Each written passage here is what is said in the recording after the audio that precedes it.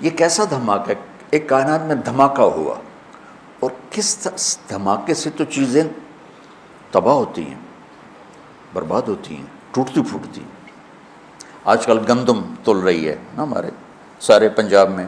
تو گندم میں دھماکہ ہوا اور ساری گندم اڑ کے بوریوں میں فٹ ہو کے ٹرک پہ چڑھ گئی اور منڈی بھی پہنچ گئی۔ تو اگر میں یہ کہوں، سارے کہیں کہ بڑے بے وقوف ہو، اور میں کہوں کہ تم کہتے ہو دھماکے سے ہر چیز اپنے آپ سیٹ ہو گئی، تو تم تو مجھ سے بڑے بے وقوف ہو۔ ایک آسٹریلیا کا سائنسدان تھا، مجھے نام بھول گیا، جب دھماکہ ہوا، اولم یر الذین کفروا ان السماوات والارض کانتا رتقا ففتقناہما، اس سے استدلال کیا جو قرآن سائنس ثابت کرنے نہیں آیا، قرآن سائنس کو ثابت کرنے نہیں آیا، یہ زندگی کا طریقہ بتانے آیا ہے۔ آج سائنس کی تحقیق یہ ہے، اور کل غلط ہو کے کوئی اور آ جائے، قرآن کا موضوع سائنس نہیں ہے۔ تو لہٰذا میں یہ نہیں کہہ رہا ہوں کہ یہ آیت اس دھماکے کو بتا رہی ہے،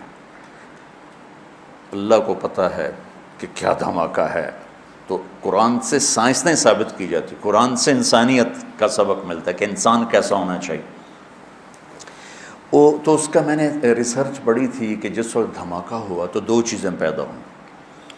ایک رفتار، جیسے میں اس کو یوں پھینکوں تو یہ ایک رفتار سے جائے گا، رفتار، اور ایک ان کی آپس میں کشش، گریوٹی سے، جیسے زمین میں کشش ہے، ثقل ہے نا، جس نے ہمیں پکڑا ہوا ہے، اور اوپر 280 من ہوا کا دباؤ ہے، نیچے زمین نے پکڑا ہوا ہے، اوپر 280 من ہوا کا دباؤ ہے، یہ 24,000 کلومیٹر ہے۔ اگر یہ 48,000 کلومیٹر ہوتی تو اس کا جو تھا کشش وہ دگنی ہو جاتی، تو ہم زمین پر ایسے چلتے جیسے گارے میں پھنس کے نہیں گاڑیاں چلتی ہیں، ہم چلتے ہیں کہ پیر اٹھانا پھر رکھنا، پھر اٹھانا پھر رکھنا، اور اگر یہ اس سے 4 گنا بڑی ہوتی تو آج کا 6 فٹ کا نوجوان چوہے کے برابر ہوتا، سارے چوہے ٹورے پھرتے ان سے۔ اللہ نے کس حساب سے اس کو بنایا، اوپر 280 من ہوا، نیچے زمین کی پکڑ، ہم یوں 2 پکڑوں کے اندر کھڑے ہوئے ہیں، اور ہم سب زمین پر الٹے لٹکے ہوئے، الٹے۔ میں ایک دفعہ چھپکلی کو دیکھ رہا تھا، میں نے کہا یا اللہ پٹھی ٹوری جاندی ہے چھت پہ، تو تھوڑی دیر بعد مجھے خیال ہے تو بھی تو پٹھا ہی پڑا